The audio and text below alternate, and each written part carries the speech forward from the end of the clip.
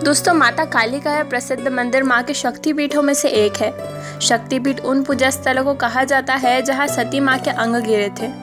पुराणों के अनुसार पिता दक्ष के यज्ञ में अपमानित हुई सती ने योग बल द्वारा अपने प्राण त्याग दिए। सती की मृत्यु से व्यथित शिव शंकर उनके मृत शरीर को लेकर तांडव करते हुए ब्रह्मांड में भटकते रहे। इस समय मां के अंग जहां जहां गिरे वहीं शक्तिपीठ बन गए। माना जाता है कि पावागढ़ में मां के दाहिने पैर का अंगूठा गिरा था। जगजननी के माताजी के दक्षिण पैर का अंगूठा गिरने के कारण इस जगह का नाम पावागढ़ पड़ा। इसको बेहद पूजनीय और पवित्र माना जाता है। यहाँ की एक खास बात यह भी है कि यहाँ दक्षिण मुखी काली माँ की मूर्ति है, जिसकी दक्षिण रीति अर्थात तांत्रिक पूजा की जाती है। इस पहाड़ी को गुरु विश्वामित्र से भी जोड़ा जाता है। कहा जाता है कि गुरु विश्वामित्र ने यहाँ काली माँ की तपस्या की थी। यह भी माना जाता है कि काली माँ की मूर्ति को विश्वामित्र ने ही प्रतिष्ठित किया था। यहाँ बहने वाली नदी का नामकरण भी उन्हीं के नाम पर विश्वामित्री किया गया है। इसी तरह पावागढ़ के नाम के पीछे भी एक कहानी है।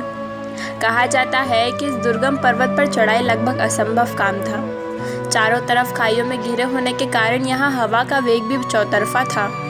इसलिए इसे पावागढ़ अर्थात ऐसी जगह जहाँ पवन का वास हो कहा जाता है। यह मंदिर गुजरात की प्राचीन राजधानी चंपानेर के पास स्थित है, जो वडोदरा शहर से लगभग 50 किलोमीटर दूर है। पावागढ़ मंदिर ऊंची पहाड़ियों की चोटी पर स्थित है। काफ़ी ऊंचाई पर बने इस दुर्गम मंदिर की चढ़ाई बेहद कठिन है। अब सरकार ने यहाँ रोपवे सुविधा उपलब्ध करा दी है, जिसके जरिए आप पहाड़ी तक आसानी से पहुँच सकते हैं। यह सुविधा माची से शुरू होती है। यहाँ से रोपवे लेकर श्रद्धालु पावागढ़ पहाड़ी के ऊपरी हिस्से तक पहुँचते हैं।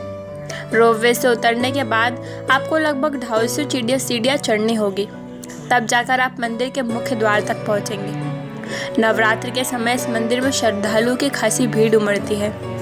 लोगों की यहाँ गहरी आस्था है। उनका मानना है कि यहाँ दर्शन करने के बाद माँ उनकी हर मुराद पूरी कर देगी। यहाँ से सबसे नज़दीक अहमदाबाद का एयरपोर्ट है, जिसकी यहाँ से दूरी 190 किलोमीटर और वडोदरा से 50 किलोमीटर है। बात करें रेल मार्ग की तो यहाँ का नज़दीकी बड़ा रेलवे स्टेशन वडोदरा में है, जो कि दिल्ली और अहमदाबाद से सीधी रेल लाइनों से जुड़ा हुआ है। वडोदरा पहुँचने के बाद सड़क यातायात की सुविधा साधन उपलब्ध है।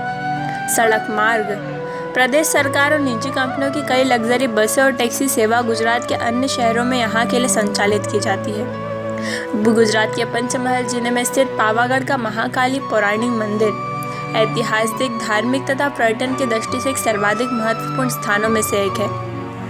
इतिहास के पन्नों में पावागढ़ का महान संगीतज्ञ तानसेन से समकालीन संगीत बेजू बावरा के संदर्भ में आया है। बेजू जैसे महान संगीतकार का जन्म इसी पवित्र भूमि में हुआ था।